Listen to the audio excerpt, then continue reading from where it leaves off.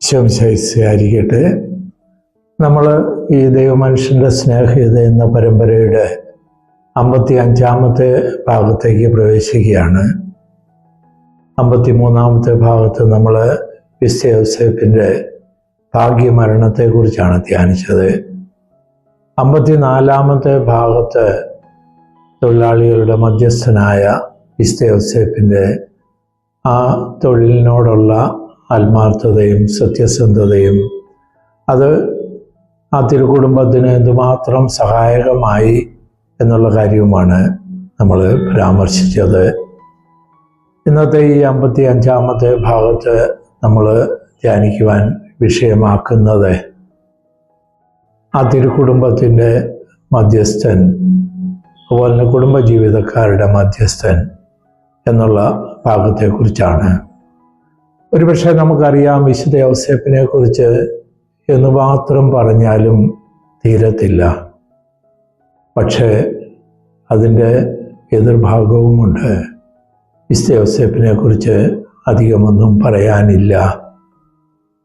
എൻ്റെ മനസ്സിലോട്ട് വരുന്നത് സങ്കീർത്തനം 19-ാമത്തെ സങ്കീർത്തനത്തിൽ പറയുന്നുണ്ട്, ആകാശം ദൈവത്തിൻ്റെ മഹത്വം പ്രകീർത്തിക്കുന്നു, വാനവിധാനം അവിടുത്തെ കരവേലയെ പ്രഘോഷിക്കുന്നു. പകലിനോട് അവിരാമം സംസാരിക്കുന്നു, രാത്രിക്ക് വിജ്ഞാനം പകരുന്നു. എന്നാൽ ഭാഷണമില്ല, വാക്കുകളില്ല, ശബ്ദം പോലും കേൾക്കാനില്ല. എന്നാൽ അത് ഭൂമിയുടെ ഒരറ്റം മുതൽ മറ്റേ അറ്റം വരെ വ്യാപിക്കുന്നു. ഈ ശബ്ദമില്ലാത്ത ശബ്ദമാണ് ഒരുപക്ഷെ വിശുദ്ധ യോസേപ്പിൻ്റെ ഏറ്റവും വലിയ ഗുണങ്ങളിലൊന്ന്.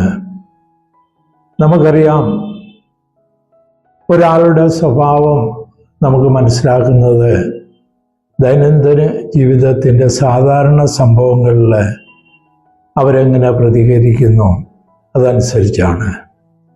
ഒരുപക്ഷെ നമ്മളെ നിരീക്ഷിക്കുന്നു എന്ന് കാണുമ്പോൾ, നമ്മളെ ആരെങ്കിലും ശ്രദ്ധിക്കുന്നു എന്ന് കാണുമ്പോൾ നമുക്ക് ആ സ്വാഭാവികത മാഞ്ഞുപോയെന്ന് വരാം. അതുപോലെ വലിയ പ്രതിസന്ധികൾ ഉണ്ടാകുമ്പോൾ നമ്മുടെ സ്വാഭാവിക പെരുമാറ്റമാകണമെന്നില്ല. ഉപബോധ മനസ്സിൽ അടിഞ്ഞു കിടക്കുന്ന ആ പേടിയോ ഭയമോ ആകുലതയോ ഒക്കെ പുറത്ത് ചാടിയെന്ന് വരാം. പക്ഷേ പൂർണ്ണനായ ഒരു മനുഷ്യന് അവന് ദൈനംദിന ജീവിതത്തിലും ആരെങ്കിലും ശ്രദ്ധിക്കുന്നുവെന്ന് തോന്നുമ്പോഴും പ്രതിസന്ധികളുടെ അവസരങ്ങളിലും എല്ലാം ഒരു മുഖം തന്നെ ആയിരിക്കും. കാരണം അവൻ പൂർണ്ണനാണ്. ഈശോയെക്കുറിച്ച് പറയുന്നുണ്ട്, വഴിയും സത്യവും ജീവനും ഞാനാണ്. ആ സത്യത്തിൻ്റെ വളർത്തുപിതാവായ വിശുദ്ധ യോസേപ്പിന് സത്യമല്ലാതിരിക്കുവാൻ പറ്റില്ല. സത്യത്തിന് ഒരു മുഖമേ ഉള്ളൂ, അതിന് അഭിനയമില്ല, കാപട്യമില്ല. വിശുദ്ധ യോസേപ്പ് അതാണ് കാണിക്കുന്നത്. നമുക്കറിയാം, വിശുദ്ധ യോസേപ്പിന് 2 സ്നേഹവിഷയങ്ങൾ വളരെ പ്രധാനമായി ഉണ്ടായിരുന്നു. ഒന്ന് ഉണ്ണീശോ. വിശുദ്ധ യോസേപ്പിന് അറിയാം, അവൻ ദൈവമാണ്, അതുപോലെ മനുഷ്യനായി പിറന്നവനാണ്, തന്നെ പാലകനായി ഏൽപ്പിച്ചിരിക്കുന്നവനാണ്. പക്ഷെ ലോകത്തിനറിയില്ല. ഈ ഒരു ആന്തരിക സംഘടനമെന്ന് നമുക്ക് പറയാവുന്ന അവസ്ഥയിൽ ആ 2 തലത്തിലും ദൈവമായിട്ടും തന്നെ ഏൽപ്പിച്ചിരിക്കുന്ന ഒരു മകനായിട്ടും ഉണ്ണീശോയ്ക്ക് വേണ്ടി ഞാൻ എന്തൊക്കെ ചെയ്യണം അതിൻ്റെ പൂർണ്ണതയിൽ ചെയ്യുവാൻ വിശുദ്ധ യോസേപ്പിന് സാധിച്ചു. അതുപോലെ രണ്ടാമത്തെ സ്നേഹവിഷയമായ പരിശുദ്ധ കന്യാമറിയം, അവൾ ജന്മഭാവമില്ലാത്തവളാണ്, അവൾ കൃപ നിറഞ്ഞവളാണ്. അവൾ പറയുന്നതിലെല്ലാം ഉന്നതമായ സത്യങ്ങളും ആഴത്തിലുള്ള ആ നീതിബോധവും എല്ലാം ഉണ്ടെന്നും വിശുദ്ധ യോസേപ്പിന് അറിയാം. അതുകൊണ്ട് തന്നെ ഈ രണ്ട് സ്നേഹ വിഷയങ്ങളെ ആത്മീയമായിട്ട് കാണുവാൻ വിശുദ്ധ യോസേപ്പിന് സാധിച്ചു. ഒരുപക്ഷെ ലോകത്തിൻ്റെ ദൃഷ്ടിയിൽ അവിടെയെല്ലാം പാകപ്പിഴകൾ വിശുദ്ധ യോസേപ്പിന് വന്നതായി തോന്നാം. പക്ഷേ ഈ വിശുദ്ധ യോസേപ്പ് അതൊന്നും നോക്കിയില്ല. ആത്മീയമായി തന്നെ ഏൽപ്പിച്ചിരിക്കുന്ന ഉത്തരവാദിത്വം, ചുമതല, കടമകൾ, അതിൻ്റെ എല്ലാം പൂർണ്ണതയിൽ ലോകത്തിൻ്റെ ആ വിധിയോ ഒരു വിലയിരുത്തലോ അതിനൊന്നും വിശുദ്ധ യോസേപ്പ് കാര്യമായി ധ്യാനിച്ചില്ല. നമുക്കറിയാം, പ്രതിസന്ധികൾ ഉണ്ടാകുമ്പോൾ വിശുദ്ധ യോസേപ്പ് എങ്ങനെ അതിനെ പ്രതികരിച്ചു. വിവാഹ വാഗ്ദാനം ചെയ്ത കന്യക താൻ അറിയാതെ ഗർഭവതിയായി എന്നുള്ള ആ അറിവ് മനസ്സിലേക്ക് വരുമ്പോൾ സാധാരണക്കാർ പ്രതികരിക്കുന്നത് ഉപ്പ് തിന്നവൻ വെള്ളം കുടിക്കണം, അവളെ ആ അന്നത്തെ നിയമം അനുസരിച്ച് കല്ലെറിഞ്ഞ് കൊല്ലുവാൻ. പക്ഷെ ജോസഫ് ആ വഴിയല്ല തിരഞ്ഞെടുക്കുന്നത്. തന്നെ ആൾക്കാർ കുറ്റം പറഞ്ഞാലും സാരമില്ല, അവരന് യാതൊരു പോറൽ പോലും വരരുത്. ആ പ്രതിസന്ധികളിലുള്ള വിശുദ്ധ യോസേപ്പിൻ്റെ മനോഭാവം. അതുപോലെ ഈജിപ്തിലേക്ക് രാത്രിയിൽ പലായനം ചെയ്യുന്ന അവസരത്തിലും വലിയൊരു പ്രതിസന്ധിയാണ്. എല്ലാം ഉപേക്ഷിച്ച് അപരിചിതമായ ഒരു നാട്ടിലേക്ക് പോകുന്നു. പക്ഷേ അവിടെ തന്നെക്കുറിച്ചല്ല ചിന്തിക്കുന്നത്. തന്നെ ഏൽപ്പിച്ചിരിക്കുന്ന രണ്ട് സ്നേഹ വിഷയങ്ങളെക്കുറിച്ചും വിശുദ്ധ യോസേപ്പ് ചിന്തിക്കുകയാണ്. അതാണ് ഒരു പൂർണ്ണതയുടെ വഴി.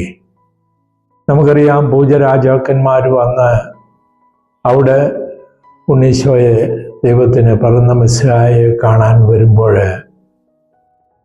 ഉണ്ണീശോയെ ബഹുമാനിക്കുന്നു, ആദരിക്കുന്നു. അതോടൊപ്പം വിശുദ്ധ കന്യാമറിയത്തെയും ബഹുമാനിക്കുന്നു, ആദരിക്കുന്നു. ജോസഫിന് 3-ാം സ്ഥാനമേ ഉള്ളൂ. ആട്ടിടയന്മാർ കാണാൻ വരുമ്പോഴും ഇതുതന്നെയാണ് സംഭവിക്കുന്നത്. പക്ഷേ ഈ 3-ാം സ്ഥാനത്തിൽ തനിക്ക് ദുഃഖമോ പ്രയാസമോ ഒന്നുമില്ലെന്ന് മാത്രമല്ല, അതിൽ വിശുദ്ധ യോസേപ്പ് ആഗ്രഹിക്കുകയും അതിനെ ആസ്വദിക്കുകയും അത് വരുവാൻ സന്തോഷത്തോടെ വിട്ടുകൊടുക്കുകയും ചെയ്യുന്ന ഒരു മനോഭാവം. ഇതായിരുന്നു വിശുദ്ധ യോസേപ്പിൻ്റെ ആ തിരുക്കുടുംബത്തെ പരിപാലിക്കുന്നതിൻ്റെ ആ വലിയ ദൗത്യം. താൻ നസ്രത്തിലാണെങ്കിലും ഈജിപ്തിലാണെങ്കിലും തിരിച്ചു വന്നതിന് ശേഷവും തൻ്റെ ശാരീരികമായിട്ടുള്ള എല്ലാ പുറത്ത് ജോലി ചെയ്ത് ആ കൂലി കൊണ്ട് കുടുംബത്തെ പരിപാലിക്കുന്നു. അങ്ങനെ നമ്മൾ നോക്കുമ്പോൾ ആ തിരുക്കുടുംബം വലിയ ദാരിദ്ര്യത്തിൻ്റെ ഒരു കുടുംബം തന്നെയായിരുന്നു. പക്ഷെ ആത്മീയമായി നോക്കുമ്പോൾ ഏറ്റവും സമ്പന്നമായ ഒരു കുടുംബം. നമുക്കറിയാം, വിശുദ്ധ യോസേപ്പ് ദൈവത്തിൻ്റെ പരിപാലനയ്ക്ക്, ദൈവത്തിൻ്റെ ഇഷ്ടത്തിന് പൂർണ്ണമായി വിട്ടുകൊടുത്തു. അങ്ങനെയുള്ള കുടുംബത്തിൽ ദൈവമക്കൾ കൂടുതൽ കൂടുതൽ സംരക്ഷിതരാകും. നമ്മൾ ഉണ്ണീശോയെ പോലെ ദൈവമല്ല, പരിശുദ്ധ കന്യാമറിയത്തെ പോലെ നമ്മൾ ജന്മഭാവമില്ലാത്തവരല്ല. വിശുദ്ധ യോസേപ്പിനെ പോലെ ആ നിശബ്ദതയിൽ, ഏകാന്തതയിൽ ആ ശബ്ദമില്ലാത്ത ശബ്ദമായി തീരുവാൻ നമ്മൾ എന്തുമാത്രം വിട്ടുകൊടുക്കുന്നോ അതിനനുസരിച്ച് നമ്മളിലേക്ക് കൃപ, ദൈവികത്വം, സ്വർഗരാജ്യ അനുഭവം നമ്മളിലേക്ക് വളരുന്നു. നമുക്കതിനു വേണ്ടി പ്രാർത്ഥിക്കാം. തീർച്ചയായിട്ടും നമുക്കറിയാം, ഈ കുടുംബത്തിൻ്റെ മഹത്വം ദൈവത്തിന് നമ്മൾ കൊടുക്കുക. എല്ലാ മഹത്വവും നിനക്ക് മാത്രം. സഭയിൽ 3 തരത്തിലുള്ള വണക്കങ്ങളുണ്ട്. പരിശുദ്ധ കന്യാമറിയത്തിന് അതിശ്രേഷ്ഠ വണക്കം, രണ്ടാമത്തേത് വിശുദ്ധ ഔസേപ്പിനുള്ള ശ്രേഷ്ഠ വണക്കം, മൂന്നാമത് വിശുദ്ധർക്കുള്ള വണക്കങ്ങൾ. അപ്പോൾ ഈ ശ്രേഷ്ഠ വണക്കത്തിന് വിശുദ്ധ ഔസേപ്പ് യോഗ്യമായത് ഇങ്ങനെയുള്ള പ്രവൃത്തികൾ കൊണ്ടാണ്. അപ്പം നമുക്ക് ആ തിരുകുടുംബത്തെ ചൈതന്യമുള്ള കുടുംബങ്ങൾ ഉണ്ടാകുവാൻ വേണ്ടി പ്രാർത്ഥിക്കാം. ആമേൻ.